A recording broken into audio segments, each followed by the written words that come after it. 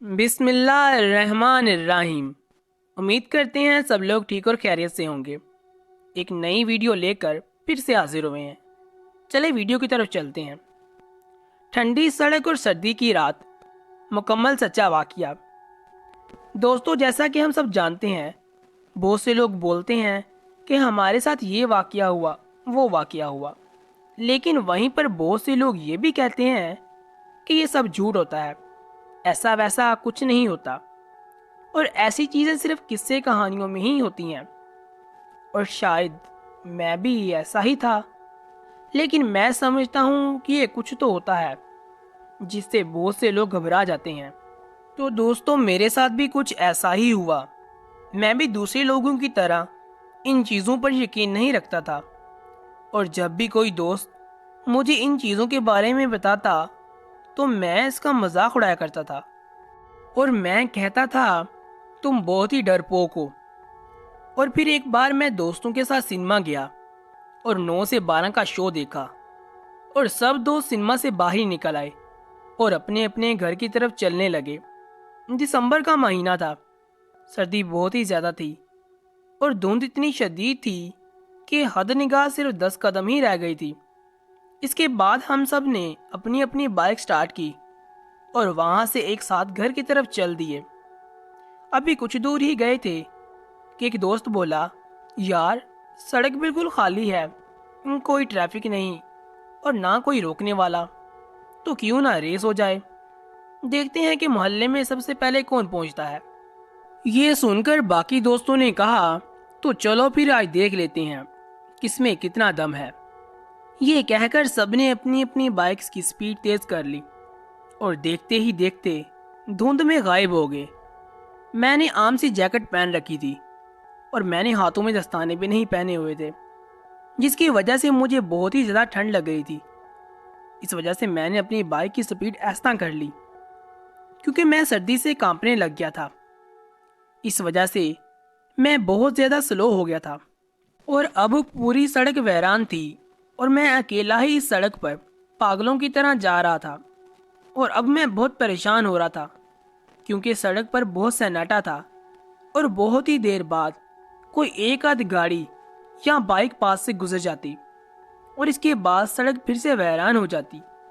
میں چپ چاپ بس چلتا جا رہا تھا، اور ایسی خاموشی تھی کہ مجھے سوائے میری بائک کی آواز کے اور کسی کی آواز سنائی نہیں دے رہی تھی۔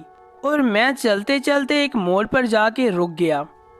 یہ ایک شارٹ کٹ راستہ تھا، اس کا نام ٹھنڈی سڑک تھا، اور یہ اس سڑک کا نیا نام ہے، جبکہ یہ سڑک اس وقت بانسوں والی سڑک کے نام سے مشہور تھی، کیونکہ اس سڑک کے دونوں طرف میں بانسوں کے بڑے بڑے درخت لگے ہوئے تھے، اور دونوں طرف کے درخت اس طرح اس سڑک پر جھکے ہوئے تھے کہ جیسے اس سڑک پر کسی بے بانسوں کی چھت ڈالی ہو، اور سورج کی روشنی بھی بہت کم ہی اس سڑک پر پڑتی تھی۔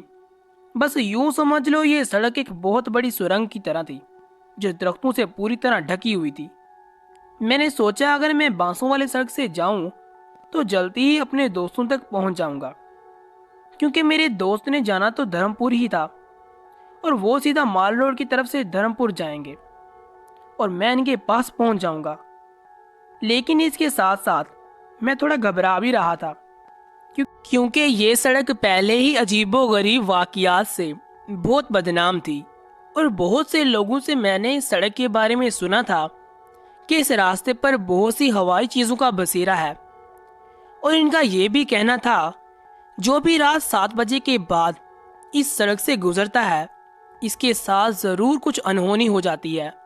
اور کافی لوگ تو اس سڑک سے دن کے وقت بھی نہیں گزرتے تھے، کیونکہ وہ اس سڑک کو لے کر بہت ڈرے ہوئے تھے، کیونکہ اس سڑک کی دونوں اطراف میں کوئی آبادی نہیں تھی، بس کچھ جنگل نما جھاڑیاں اور بانس کے درخت ہی تھے۔ بس کچھ دور جا کر ایک سائٹ پر پرانا سا کالج تھا، پر اس کالج میں جانے کا راستہ بھی نہر والی سائٹ پر تھا، یعنی اس سڑک پر صرف کالج کی دیوار ہی تھی، اور رات 7 بجے کے بعد یہاں سے کوئی نہیں گزرتا، جبکہ میں تو تقریباً 1 بجے کے قریب اس سڑک پر کھڑا تھا۔ پھر میں نے سوچا، یار میں تو ایسے ہی ڈر رہا ہوں، لوگوں کا کیا ہے، لوگ تو ایسے ہی سنی سنائی باتوں پر یقین کر لیتے ہیں، جبکہ میرے نزدیک یہ صرف افواہیں ہی ہیں۔ یہ سوچ کر میں سڑک پر چل پڑا اور آہستہ آہستہ بائک چلاتا ہوا آگے بڑھنے لگا۔ اس سڑک پر دھند اور بھی زیادہ تھی، بس بائک کی لائٹ میں ہی تھوڑا بہت نظر آ رہا تھا۔ میں ابھی تھوڑا دور ہی گیا تھا کہ مجھے ایسے لگا کہ سڑک کی بائیں طرف کوئی سفید کپڑے پہن کر کھڑا ہے، لیکن مجھے صاف دکھائی نہیں دے رہا تھا۔ میں نے بائک کی سپیڈ بالکل کم کر لی اور تھوڑا آگے گیا اور بائک کی لائٹ اس کی طرف کی تو دیکھا کہ ایک بہت خوبصورت اور دلکش سفید لباس پہنے ایک عورت کھڑی ہے۔ اس کے کالے گھنگرالے لمبے لمبے بال تھے جو کہ اس نے کھلے چھوڑے ہوئے تھے، اور اس کا چہرہ بہت ہی پرکش اور خوبصورت تھا۔ اس نے بہت ساری جیولری پہن رکھی تھی، ایسا لگ رہا تھا کہ یہ کسی امیر گھر سے تعلق رکھتی ہے۔ اور پھر میں نے سوچا کہ یار رات کا 1 بج رہا ہے اور یہ عورت اس ٹائم یہاں کیا کر رہی ہے؟ یا یہ بھی ہو سکتا تھا کہ یہ کوئی 2 نمبر عورت ہے جو کہ رات کو دھندا کرنے نکلی ہے، یا پھر یہ کوئی ڈاکوں کے ساتھ ملی ہوئی عورت ہوگی جو لفٹ لینے کے بہانے لوگوں کو لوٹ لیتی ہوگی، اور اس کے ساتھی بھی یہاں آس پاس ہی چھپے ہوں گے۔ میں نے بائک کی سپیڈ اور زیادہ سلو کر لی اور بہت دھیرے دھیرے یہ سب سوچتا ہوا اس کی طرف بڑھ رہا تھا، اور جب اس کے اور میرے بیچ صرف 10 قدم کا فاصلہ رہ گیا تو میں نے بائک سڑک کی دائیں طرف کر لی اور روک لی، جبکہ وہ سڑک کی بائیں طرف کھڑی تھی۔ میں نے سوچا اگر میرے ساتھ کچھ بھی برا ہونے لگے گا تو مجھے بھاگنے میں آسانی رہے گی، اس وجہ سے بائک میں نے سٹارٹ ہی رکھی اور دور سے ہی بائک پر بیٹھے ہوئے اس کو پوچھا، کون ہو تم؟ اس نے مجھے کوئی جواب نہیں دیا۔ میں نے سوچا شاید اس کو میری آواز سنائی نہیں دی۔ میں نے 4 قدم بائک اور آگے کر لی اور پھر سے اونچی آواز میں کہا، کون ہو تم اور یہاں کیا کر رہی ہو؟ لیکن اس نے پھر سے کوئی جواب نہ دیا۔ اب میں تھوڑا گھبرانے لگ گیا تھا کیونکہ میں سوچ رہا تھا کہ یہ مجھے جواب نہیں دے رہی، اس کا مطلب ضرور کوئی نہ کوئی گڑبڑ ہے۔ اس کے ساتھ میں ادھر ادھر بھی دیکھ رہا تھا کہ کہیں اس کے ساتھی تو نہیں آ رہے۔ میں نے آخری بار اونچی آواز میں کہا، دیکھو اگر تم نے ابھی بھی جواب نہ دیا تو میں پھر جانے لگا ہوں۔ تو اس نے اچانک سے رونا شروع کر دیا اور روتے ہوئے بولی، میں بہت ہی مشکل میں ہوں۔ میں اپنے شوہر کے ساتھ اپنے رشتہ داروں کی شادی کی تقریب سے واپس آ رہی تھی کہ اچانک سے ہماری بائک پنچر ہو گئی اور ہم پیدل چل رہے تھے کہ میں تھک گئی تو میرے شوہر نے مجھے کہا، تم یہاں رکو، میں جلدی ہی کہیں سے پنچر لگوا کر لاتا ہوں۔ اور میں تب سے یہاں کھڑی ہوں، پر میرا شوہر ابھی تک لوٹ کر نہیں آیا، اور اس سنسان جگہ پر مجھے بہت ڈر لگ رہا ہے کہیں کوئی چور ڈاکو مجھے کوئی نقصان نہ پہنچا دے، اور اس وجہ سے مجھے بہت رونا آ رہا ہے۔ اس کی بات سن کر میرے دل میں رحم آ گیا اور میں بائک سے اتر کر اس کی طرف گیا اور میں نے کہا، دیکھو آپ روئیں مت، مجھے یہ بتائیں کہ آپ کا شوہر کس طرف گیا ہے؟ تو اس عورت نے دھرم پور کی طرف اشارہ کرتے ہوئے کہا، وہ ادھر کی طرف گئے ہیں۔ تو میں نے اس عورت سے کہا، اگر آپ کو برا نہ لگے تو آپ میرے ساتھ بیٹھ جائیں، میں آپ کو دھرم پور اتار دوں گا، پھر آپ ادھر سے اپنے گھر چلی جانا، کیونکہ دھرم پور میں اس وقت بھی رکشہ وغیرہ مل جائے گا، اور ویسے بھی میں بھی دھرم پور ہی جا رہا ہوں۔ اس عورت نے اپنی آنکھوں سے آنسو پوچھتے ہوئے کہا، آپ کا بہت بہت شکریہ، آپ مجھے بس رکشے تک لے جائیں، آگے میں خود ہی چلی جاؤں گی۔ میں واپس بائک کی طرف گیا اور بائک سٹارٹ کر کے اس کے پاس لے گیا۔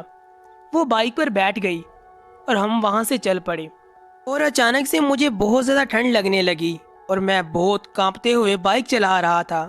ہم دونوں بالکل خاموش تھے، لیکن میں بہت خوش تھا کہ میرے ساتھ بہت خوبصورت عورت بیٹھی ہوئی ہے، اور ایسے میں اس سے دوستی کرنے کا موقع بھی مل جائے گا اور ہو سکتا ہے کہ یہ بیسٹ فرینڈ بن جائے۔ تو میں نے سوچا کہ اس سے کوئی بات ہی کر لوں۔ میں نے اس کو اپنے بارے میں بتایا کہ میرا نام یہ ہے اور ہم فلاں جگہ رہتے ہیں، اور آج میں فلاں فلم دیکھ کر آیا ہوں۔ لیکن وہ خاموشی سے بیٹھی میری باتیں سنتی رہی، پر اس نے مجھ سے کوئی بات نہیں کی۔ اب میں سوچ رہا تھا کہ شاید اس نے مجھے کوئی گھاس نہیں ڈالی، تو میں نے کچھ دیر کے لیے واپس چپ ہو گیا اور خاموشی سے بائک چلاتا رہا۔ تھوڑی دیر کے بعد میں نے اس سے پوچھا، آپ کا نام کیا ہے؟ آپ کہاں رہتی ہو؟ لیکن اس نے کوئی جواب نہیں دیا۔ मैं आगे देखते हुए इससे इधर उधर की बातें करता रहा, पर इसने मुझे फिर से कोई बात नहीं की। अब मुझे इस पे गुस्सा आ रहा था। मैं सोच रहा था, लगता है ये अपनी खूबसूरती पे बहुत ज़्यादा घमंड कर रही है और मुझे नज़रअंदाज कर रही है। मैंने कहा, देखो, मैं नहीं जानता कि तुम मेरी बात का जवाब क्यों नहीं दे रही, लेकिन कुछ तो बात करें। मुझे लगता है कि मैं खुद से बातें करता जा रहा हूँ, अब कुछ बोलो भी। तभी किसी ने मुझे खौफनाक आवाज़ में गुस्से से कहा, चुपचाप आगे देखकर चलो वरना पछताओगे। मैं चौंक गया और अब मैं थोड़ा सा डरने लगा, क्योंकि मैं सोच रहा था कि कहीं ये गुस्से में आकर मेरे ऊपर किसी किस्म का इल्ज़ाम न लगा दे। लेकिन मैंने पीछे नहीं देखा। मैंने बाइक तेज़ कर ली, पर वो सड़क ख़त्म ही नहीं हो रही थी। और जब मैंने गौर किया तो बाइक अभी भी बिल्कुल स्लो थी, जबकि मैं इसको चौथे गियर में फुल तेज़ चला रहा था। ऐसा लग रहा था कि जैसे बाइक पर किसी ने बहुत ज़्यादा वज़न रख दिया हो। और ये सब देखकर मैं भी पूरी तरह घबराने लगा, क्योंकि मैं अभी आधी सड़क भी नहीं जा पाया था, जबकि पूरी सड़क सिर्फ 2 किलोमीटर की थी। मैं पूरी तरह से बाइक को भगाने की कोशिश कर रहा था कि इतने में मेरे पीछे से ज़ोर ज़ोर से सांसें लेने की आवाज़ें सुनाई देने लगीं, जैसे कोई मेरे कान के पास ही कोई तेज़ी से सांसें ले रहा है। मेरे रोंगटे खड़े होने शुरू हो गए। अब मैं कुछ समझ गया था कि मेरे साथ कोई औरत नहीं है, बल्कि कुछ और ही है। इतने में इस औरत ने मेरे कंधे पर हाथ रखा और अचानक से मेरे जिस्म के रोंगटे खड़े हो गए। मैंने डरते हुए जब अपने कंधे पर नज़र डाली तो मुझे अजीब से बड़े बड़े नुकीले नाखून वाला काला सा हाथ दिखाई दिया, और वो आहिस्ता आहिस्ता से मेरी गर्दन की तरफ बढ़ने लगा। और मेरे पीछे से एक खौफनाक हंसी की आवाज़ आने लगी। वो हंसी ऐसी थी कि इसके आगे मेरी बाइक की आवाज़ भी दब गई और बाइक जैसे किसी जगह में फंस गई। इसके टायर तो घूम रहे थे, पर बाइक एक ही जगह खड़ी थी। तभी किसी ने पीछे से मेरे दूसरे कंधे पर अपना मुंह रख दिया। मैं डरते डरते थरथराते कांपने लगा। अभी मैं बाइक से गिरने ही वाला था कि पता नहीं कैसे मैंने हिम्मत करके ज़ोर ज़ोर से कलमा पढ़ना शुरू कर दिया।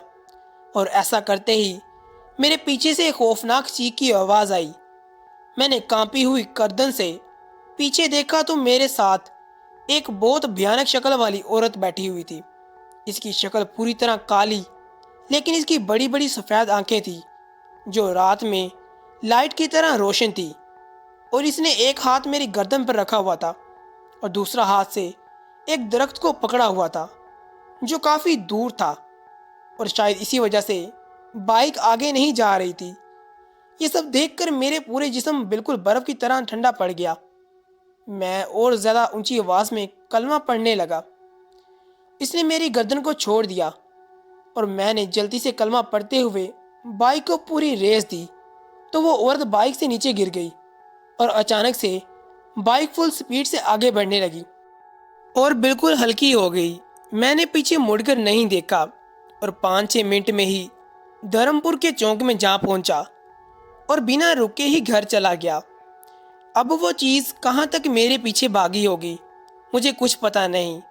बस इतना पता है कि इस दिन मुझे फ़ौरन से बहुत तेज़ बुखार हो गया था, और इस दिन के बाद मैंने दोबारा किसी का भी मजाक नहीं बनाया, क्योंकि मैं जान चुका था कि वाकई में हवाई चीज़ें होती हैं। तो उम्मीद करते हैं कि हमारी आज की वीडियो आप लोगों को पसंद आई होगी। अगर वीडियो अच्छी लगी हो तो हमारे चैनल को लाइक, सब्सक्राइब एंड शेयर कर दें। हमें दें इजाज़त। अल्लाह हाफिज़।